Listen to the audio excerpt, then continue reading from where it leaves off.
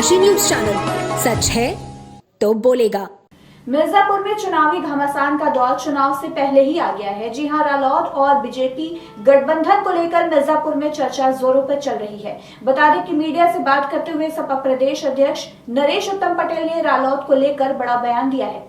बता दें कि मीडिया से बात करते हुए सपा प्रदेश अध्यक्ष ने कहा कि गठबंधन को लेकर सब अफवाहें हैं। राष्ट्रीय लोकदल और समाजवादी पार्टी का गठबंधन अटूट है। राष्ट्रीय लोकदल के नेता भारत के पूर्व प्रधानमंत्री, इस देश के किसानों के मसीहा चौधरी चरण सिंह के पौत्र हैं। चौधरी चरण सिंह के विचारों से राजनीति कर रहे हैं।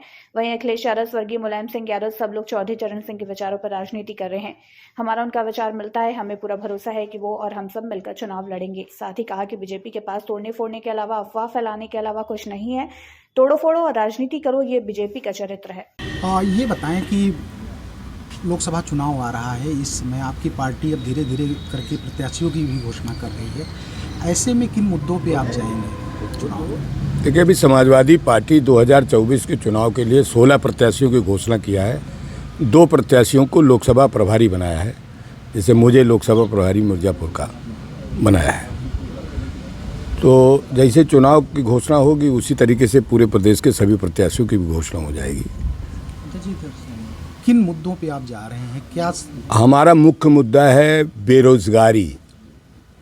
इस प्रदेश की, देश की बढ़ती हुई बेरोजगारी और इस देश के अंदर बढ़ती हुई महंगाई, इस देश के अंदर किसानों की फसलों की लूट और इस प्रदेश के अंदर और देश के अंदर भारतीय जनता पार्टी द्वारा की जा रही आर्थिक गैर बराबरी और भारतीय जनता पार्टी द्वारा की जा रही सामाजिक विषमता, ये मुख्य मुद्दे हमारे होंगे। आप चर्चा ये हो रही कि आप मिर्ज़ापुर लोकसभा से लड़ने वाले हैं, चर्चा है ये, क्या आप लड़ने वाले हैं? देखिए, हम समाजवादी पार्टी के कार्यकर्ता हैं और पिछले 40-42 साल से हम लोग पब्लिक पॉलिटिक्स में। मैं 3 बार से विधान परिषद का, 18 साल से विधान परिषद का सदस्य हूँ और 2 बार मैं विधानसभा का सदस्य चुना गया। और पार्टी के हर कार्यक्रम को करना मैं अपना कर्तव्य समझता हूँ। पार्टी ने मुझे लोकसभा का प्रभारी बनाया कि आप जाकर के लोकसभा चुनाव की तैयारी कराएं और पूरे प्रदेश का, मैं संगठन का प्रदेश का अध्यक्ष भी हूँ। मैं पूरे प्रदेश की 80 सीटों पर भी संगठन की तैयारी करा रहा हूँ। उसी में से मिर्ज़ापुर भी लोकसभा है कि मिर्ज़ापुर लोकसभा को भी चुनाव की तैयारी में करा रहा हूँ। ये एक बड़ा कल से ही सवाल है कि जो आपका गठबंधन था, वो गठबंधन रालोद से वो इस समय कुछ चर्चा है कि वो बीजेपी के साथ जा रहा है। ये सब अफवाहें हैं। राष्ट्रीय लोकदल और समाजवादी पार्टी का गठबंधन बहुत अटूट है, क्योंकि राष्ट्रीय लोकदल के जो नेता हैं वो भारत के पूर्व प्रधानमंत्री और इस देश के किसानों के मसीहा चौधरी चरण सिंह जी के पौत्र भी हैं और चौधरी चरण सिंह के विचारों से वो राजनीति भी कर रहे हैं।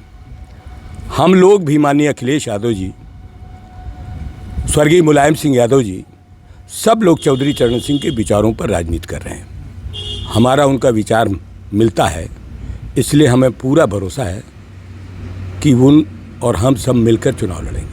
लेकिन ये चर्चा अध्यक्ष जी चुनाव के बीच में आ गई। आपका गठबंधन हो गया, आपने 7 सीट उनको दे भी दी है, फिर चुनाव के बीच में बीजेपी की तरफ से गठबंधन आया कि भाई मुलाकात हुई है, वो 4 सीटें मिल रही है, वो जा रहे हैं। देखिए, बीजेपी के पास तोड़ने फोड़ने के अलावा, अफवाह फैलाने के अलावा कुछ नहीं है।